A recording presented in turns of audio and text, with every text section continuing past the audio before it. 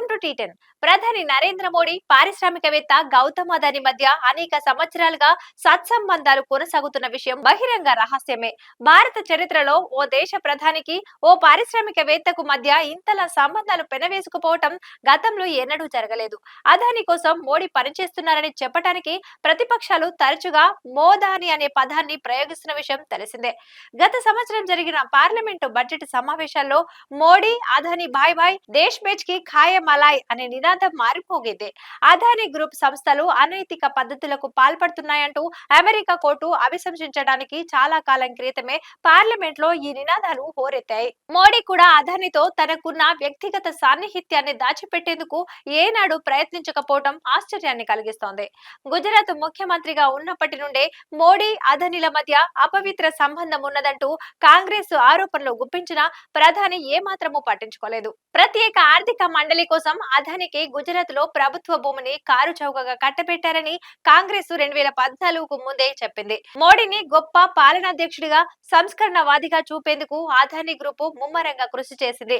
2001లో మోడీ గుజరాత్ ముఖ్యమంత్రి అయినప్పుడు అదానీ పెద్దగా పేరున్న వ్యక్తిమీ కాదు. 2014లో అదానీ నికర ఆస్తుల విలువ $2.8 బిలియన్ మాత్రమే. అప్పట్లో ఫోర్బ్స్ జాబితా ప్రకారం ఆయనది భారతదేశంలోని సంపన్న వ్యక్తుల్లో 11వ స్థానం. కానీ 2022 ఏప్రిల్ నాటికి ప్రపంచంలోనే అత్యంత సంపన్నుల్లో రెండో వ్యక్తిగా నిలిచారు. అప్పుడు ఆయన నికర ఆస్తుల విలువ $90 బిలియన్. ఇటు దేశంలోనూ అటు విదేశాల్లోనూ అదానికి మేలు చేకూర్చేందుకు మోడీ ప్రధాని కార్యాలయాన్ని వాడుకున్నారని రాహుల్ గాంధీ అనేక బహిరంగ సభలు, పత్రికా సమావేశాల్లో చెబుతూ వచ్చారు. ఆ తరువాత ఇతర రాజకీయ పార్టీల నేతలు కూడా రాహుల్ కు మద్దతుగా మాట్లాడడం మొదలు పెట్టారు. అమెరికాకు చెందిన షార్ట్ సెల్లింగ్ సంస్థ హిండెన్బర్గ్ సంచలన నివేదిక బయటపెట్టిన తర్వాత తృణమూల్ కాంగ్రెస్ నేత మహువా మొయిత్రా ఆమ్ ఆద్మీ పార్టీకి చెందిన సంజయ్ సింగ్ గలం విప్పారు. ప్రతిపక్ష పార్టీలు మోదాని అంటూ గగ్గోలు పెడుతుంటే మోడీ ప్రభుత్వం ఏ విధంగా స్పందించింది? పార్లమెంట్ లో చర్చకు నిరాకరించింది. మోడీ అదానీ మధ్య సంబంధాలపై ప్రతిపక్షాలు చేసిన తీవ్రమైన వ్యాఖ్యలను రికార్డుల నుంచి తొలగించింది. ఇరువురి మధ్య సంబంధాలపై కథనాలు రాసిన పాత్రికేయులను వెంటాడింది.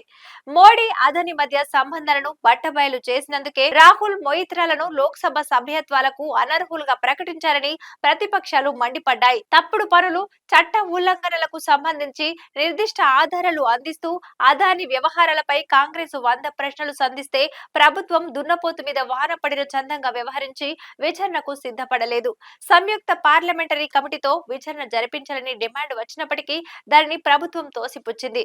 దీంతో ఈ వ్యవహారం వెనుక ఏదో రహస్యం దాగి ఉందన్న అనుమానాలు పెరిగాయి. ఆరోపణలపై స్పందించేందుకు మోడీ ఎలాంటి ప్రయత్నమూ చేయలేదు.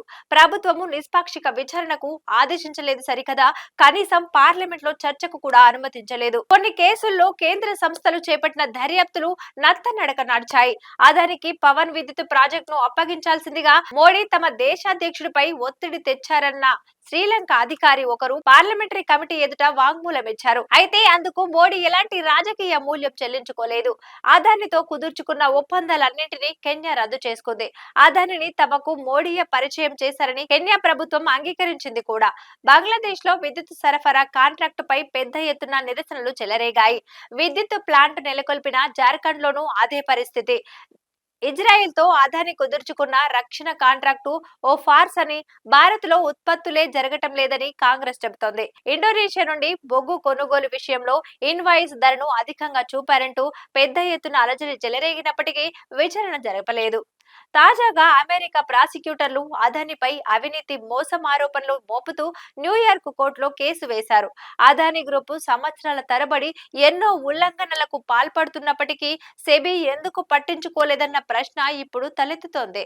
సెబీ చైర్పర్సన్ మాధవి బచ్ పూరిపై అనేక ఆరోపణలు వచ్చినప్పటికీ ప్రభుత్వం ఆమెను తొలగించలేదు. అదానీ కార్యకలాపాలకు ఎలాంటి ఆటంకాలు కలిగించకుండా చూసేందుకు కొన్ని శక్తులతో కూడిన భారీ నెట్వర్క్ పనిచేస్తుందని చెప్పడానికి ఇది సరిపోతుంది.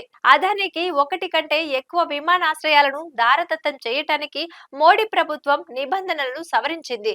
అదానీ, అంబానీకి 30 లక్షల కోట్ల విలువైన వ్యవసాయ వాణిజ్యాన్ని అప్పగించేందుకు జరిగినటువంటి కుట్రలో భాగంగానే వ్యవసాయ చట్టాలు తీసుకొచ్చారన్న ఆరోపణలు కూడా వచ్చాయి. ప్రతిపక్ష నేతలను లక్ష్యంగా చేసుకొని దాడులు చేస్తున్న ఈడీ, సిబిఐలు అదానిపై వచ్చిన ఆరోపణలను పట్టించుకోవటం లేదు.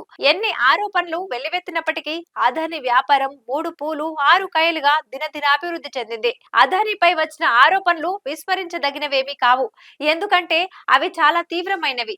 ప్రపంచ వ్యాప్తంగా ఓడరేవులు, విమానాశ్రయాలు, విద్యుత్తు, గనుల తవ్వకము, మౌలిక సదుపాయాలు, రక్షణ రంగాల్లో వ్యాపార ప్రయోజనాలను విస్తరించుకోవటంలో అదానికి మోడీ తన కార్యాలయం ద్వారా సాయపడ్డారని రాహుల్ అనేక సందర్భాల్లో ఆరోపించారు.